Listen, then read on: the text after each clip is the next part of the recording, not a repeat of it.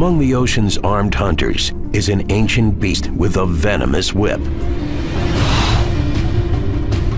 The stingray. One daring angler is determined to battle this poisonous beast from shore, even if it means risking his life.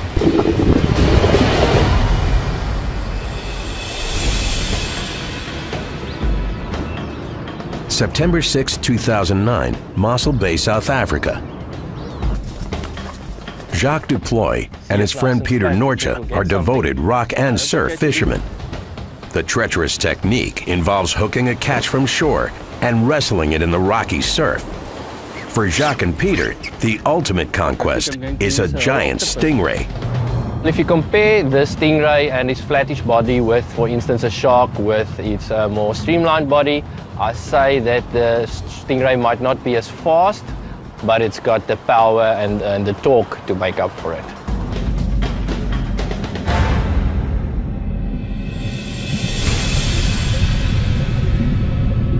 Lethal ocean flyers, hunting stingrays skim the sandy floor, sucking up prey with stealthy speed.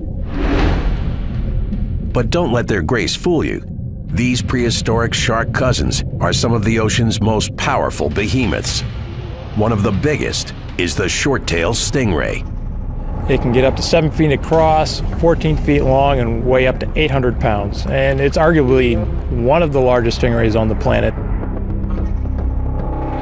To avoid predators, the stingray burrows into sand. Yet when camouflage fails, it whips out an agonizing weapon, a venomous barb called a sting. There are grooves running along the base of the sting, and in these grooves are venom glands. The sting normally is covered with skin, so you don't always see the serrations, but they're there.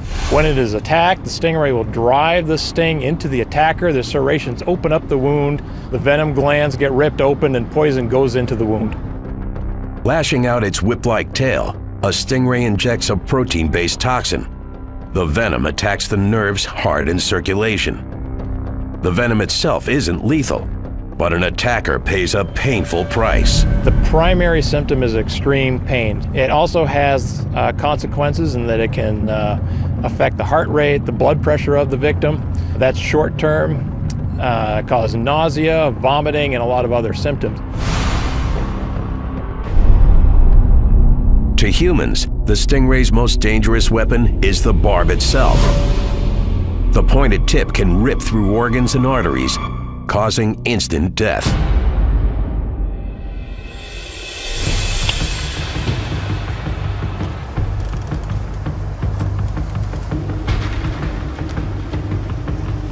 Now, on shore, Jacques and Peter set up their fishing gear. Peter, I'm going down to cast. I'll see you now, eh? Okay. One of the biggest rock and surf challenges is the cast. We have to make a cast of a minimum of 100 meters to allow us to get into the zone where fish is feeding. The men set their rods and scan the water, manning their lines in the sweltering South African heat. Now it's quiet now. I hope we get another pickup. It's very quiet. Then, one of the rods gets a tug. Jacques' reel peels out line in a blur. The angler jumps up and grabs hold. Taking a lot of line, eh? He can't see what he's hooked, but he can feel its power. I was fighting it as hard as I could. I know I was stretching my tackle to the limit, and I really wanted to land this one. The fish makes a sudden right turn. Oh no, it's going to the reef now. It's going to the reef, Jock. We stop it before it's in the reef. It's headed fast, straight towards a shoreline reef. It's a rock and surf angler's worst nightmare. Once the fish have reached that reef, it will swim over it and dive down, and it will sever that front part of your line on the reefs.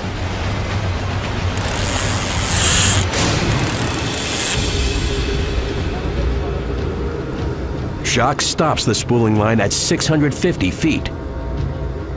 He hopes a tight leash will keep the fish from swimming over the reef. But Jacques miscalculates. Jacques, there's it. Where is it? Where? I see a tail. I see it there, but it's nothing I can do. It's a huge tail. I can see it. I can see it's on the reef. It's already on the reef.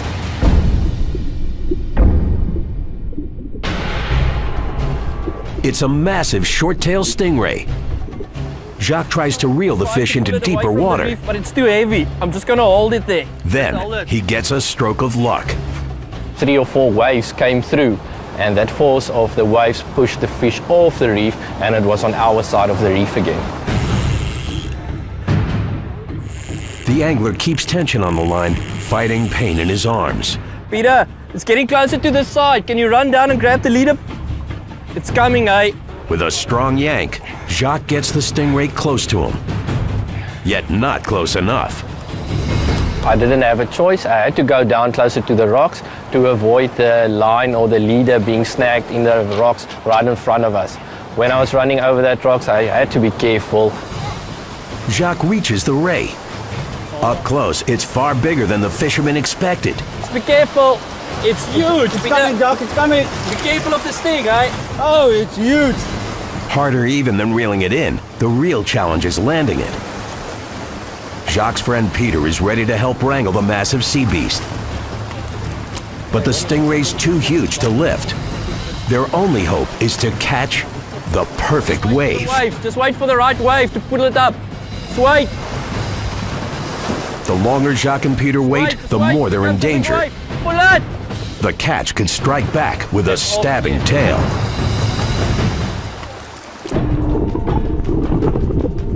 With a giant short-tailed stingray corralled in a South African reef, Jacques Deploy and his friend Peter Norja try once again to wrestle the fish ashore. At all times, they keep the ray's lethal weapon in sight. Gathering their strength, riding the waves, Here comes a big wave. the men manage to get the stingray to shore. Pull it. Wow, it's huge, eh? It's a beautiful fish, huh? Your first one. It's my first one. At first we were in awe. We look at this fish because we didn't realize it was this big while fighting it. We knew it was a big fish, but we haven't seen one like this before, of this size. Jacques wants to release the fish safely. He knows time is critical. The men take fast measurements. The giant ray stretches over 6.5 feet. 0.1 meter. To calculate weight, the anglers submit measurements via text message to a fish database. Minutes later, the results are astonishing. Look. Yes, nice fish, Jacques. Well done. Well done. The ray weighs 575.4 pounds. It's the largest stingray ever caught in South Africa. Working quickly, Jacques and Peter use the waves to nudge the mammoth beast back into the Indian Ocean. Short-tailed stingrays aren't officially endangered, but catch and release helps protect their populations for future encounters of man versus whopper, whip-tailed ray.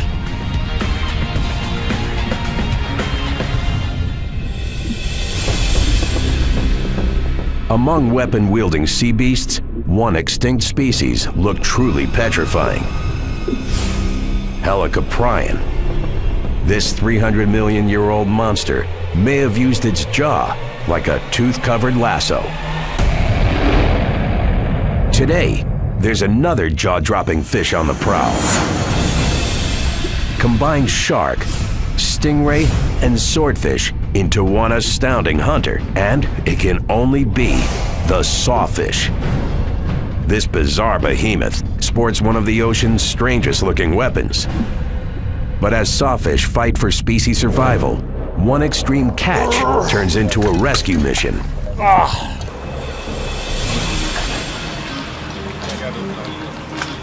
May 26, 2009, Fort Myers, Florida. Eddie Alsop, his wife Jessica, and friend Matt McCarran are fanatic amateur anglers. They usually catch local fish like tarpon, but today they're about to encounter an elusive ancient beast. I've been here my entire life. I've known lots of people that go fishing, and there's only a handful of people that ever have seen a sawfish. Meet a mega predator that dates back 50 million years. The biggest sawfish can stretch longer than 20 feet, weighing as much as a great white shark, over 2 tons. A bizarre blend of different species, sawfish are some of the most unique hunters on the planet. Technically, they're actually rays, like stingrays, but they look more like sharks or a flattened shark, except that the snout has been drawn out into a saw shape with teeth running up and down the side. Basically, it looks like a giant shark with a chainsaw attached to it. Surprisingly, this striking chainsaw blade works as both a weapon and an antenna. The blade is called a rostrum, and these tooth-like structures are in large scales known as dermal denticles. The entire rostrum is actually covered with dermal denticles and sensors called electroreceptors. The receptors pick up signals from living prey. Once a sawfish senses prey, it goes in for the kill. It can use the saw to go through a school of fish and slash it back and forth, and then it can go back and eat any of the fish that it may have killed or injured. Sawfish get so big, they have few predators. But if attacked, their saw becomes a defensive dagger. This is probably one of the reasons that the adults are not usually attacked by sharks. It can actually turn around and defend itself.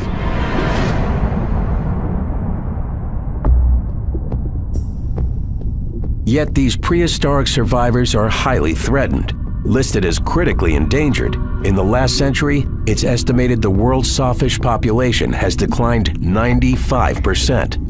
The greatest danger to sawfish are actually fishing nets. Because of all the teeth, they accidentally swim into the net, get all tangled up, and it is incredibly difficult to get them out because they're big, powerful fish thrashing around. And usually the sawfish doesn't survive the encounter, at least historically, because it was just easier and safer for the fishermen to kill the sawfish. In the US and Australia, it's illegal to catch or kill sawfish. To help populations rebound, biologists are in a race to understand sawfish behavior and migration. Fishermen are instructed to report any sawfish encounters and to cut the line free immediately, safely releasing these endangered predators at all costs. But as these Florida fishing buddies head out on the ocean, no one's expecting a sawfish encounter. Jessica and Matt have landed a few tarpon, and now a large hammerhead shark is circling. Wow, look at that hammerhead. Oh my God, it's huge. Huge. Awesome. Fish on, Hey, fish on. Grab it. You're up, buddy. Eddie gets a bite. Hopefully it's that big hammerhead. Yeah, He it's just a big went by. fish. He just went by. Oh my gosh. Yep, I'm gonna need a belt. He assumes it's the hammerhead, but as he straps on his fighting belt, he's shocked at what he feels. We're gonna catch a big shark. Compared to other fish, it was very strong. It was like fighting a Mack truck. The fish is so forceful, it's stripping line faster than Eddie can stop it. The angler has no idea he's hooked a prehistoric predator that's about to wield its weapon. Hopefully it's that big hammerhead. After setting out for a typical day's fishing, Eddie and Jessica Alsop and fishing buddy Matt McCarran are battling an unknown Goliath. I had to put both my thumbs on the reel to stop it from taking all my line off. If it would have run out of line, it would have snapped the line. We would have lost a fish. Best of you, buddy. Eddie's convinced it's bigger than any fish he's ever encountered. As soon as he gains a few feet of line, the powerful whopper yanks it back. He's burning me again. Feels like a big old fish. 30 minutes into the fight, the beast changes strategy. It starts circling, getting closer to the boat. Hey, he's coming around the boat. Here he comes. Coming back around the boat. Don't get hooked up on that motor. Walk to the back. Good job, babe. Good job. The angler races across decks, trying to keep the fish free from the anchor line and the motor. Here he goes. He's going back to the front now. Then, something strange happens. It went down and laid on the bottom, and I really had a hard time getting him to move off the bottom. He was like stuck like a big rock. Eddie's baffled. What he thought was a hammerhead is now acting like a stingray. No, the thing's just locked on the bottom right now. I can't get him to move. Bring him up. Eddie's anxious to see what he's hooked. With a massive heave, he reels the catch to the surface. I've almost got him. He's coming up. Oh, we're gonna bring this thing up soon. Sawfish. Get the out. Oh my God! It's a big one! It's one of the most fearsome weapons the anglers have ever seen. This giant saw lifted out of the water, and it was huge. It was a monster. It was like a dinosaur pulling a dinosaur out of the water. And if it just swings around, and if it hits anything, it's going to dig in very, very deep. Holy! Oh my God! We need to get this line. They've hooked a Goliath sawfish. This is the coolest thing ever. It's a massive one, too. Comparing the catch to the boat, the team estimates the prehistoric beast stretches roughly 15 feet. Its serrated saw blade alone jutting 4 feet. Holy! The saw itself is very impressive, and it's very dangerous. It's just like a shark's tooth sticking out sideways. Oh my gosh! Wow. He is amazing! Oh my God. The anglers know they must release the sawfish swiftly and safely without landing it. Sink back in the water.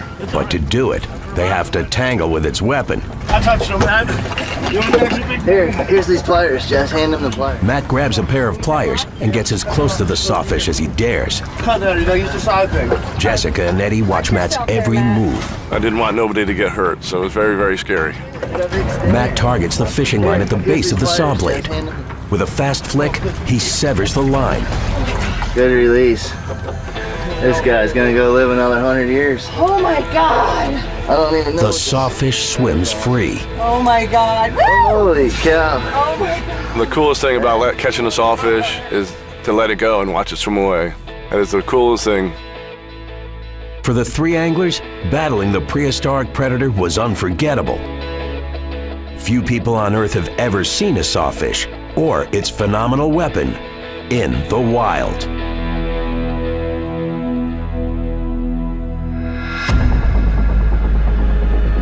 Today, the remarkable rare encounter serves as a reminder of the ultimate challenge of man versus weapon-wielding fish.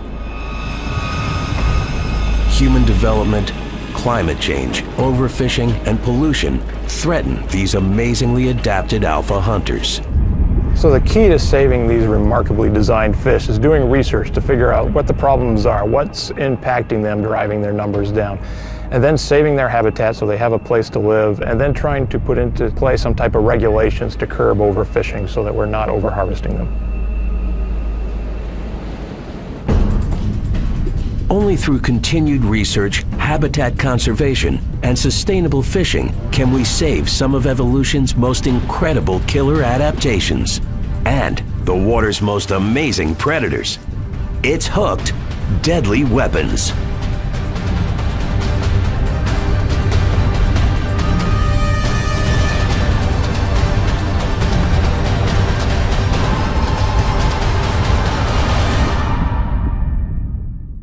Is the right conductor.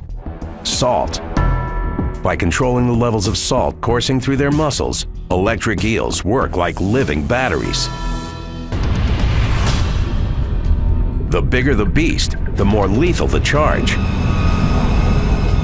The largest specimens can generate as much as 650 volts.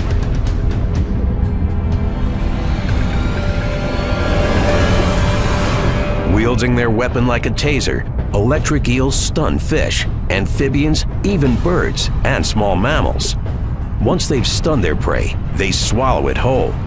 And even more remarkable is what they can do to predators. They can deliver shocks for an hour or more if they need to, so even if a crocodile or a large catfish or something else is trying to attack it and thinks it can wait it out, that's not going to work. The electric eel can defend itself for long periods of time. Electric eels never deliberately attack people, yet accidental contact can kill. The biggest danger from an electric eel is getting into the water, getting zapped, falling unconscious, and then drowning. There's a lot of drowning deaths in the Amazon are blamed on electric eels.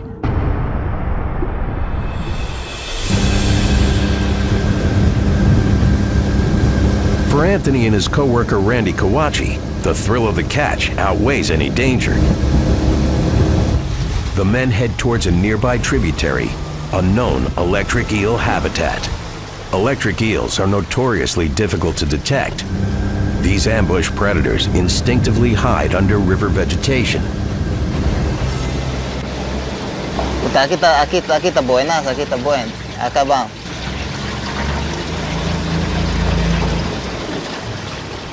The team locates their target spot.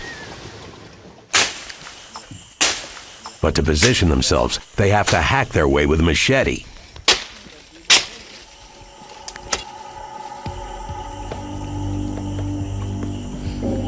The anglers use two strategies. They lower the bait under dense plants, and they agitate the surface to attract attention. But hours go by with no bite.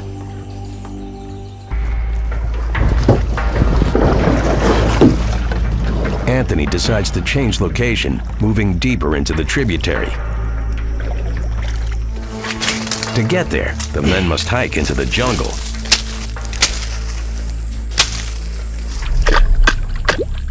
At a secluded stream, Anthony and Randy bait and tickle the surface with their fishing poles.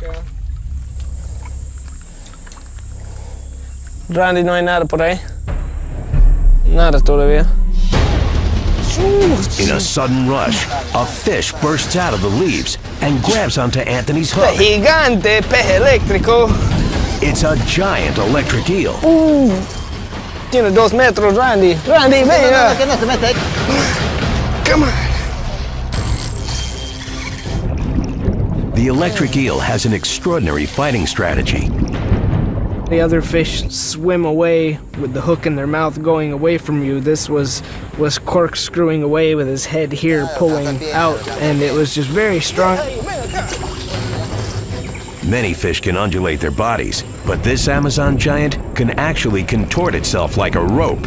When it found some trees that were still in the water, it would wrap around the trees and use that as leverage to keep pulling away. It felt literally like you're tugging with another rope. With so much dense vegetation, the line could easily sever or tangle. Anthony has to reel in the catch as fast as possible. Swimming fast, the eel changes direction. Anthony struggles to keep the writhing fish hooked and follow it on the muddy ground. To ward off an electric charge, the angler wears protective rubber waders. But in the slippery mud, he must be careful. He's only 5 feet from the agitated eel.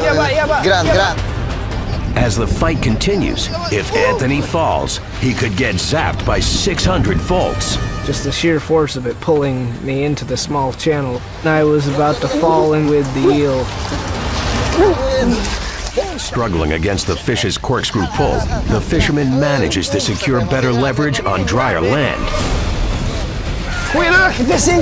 Anthony uses all of his energy to reel the beast up and out of the water. On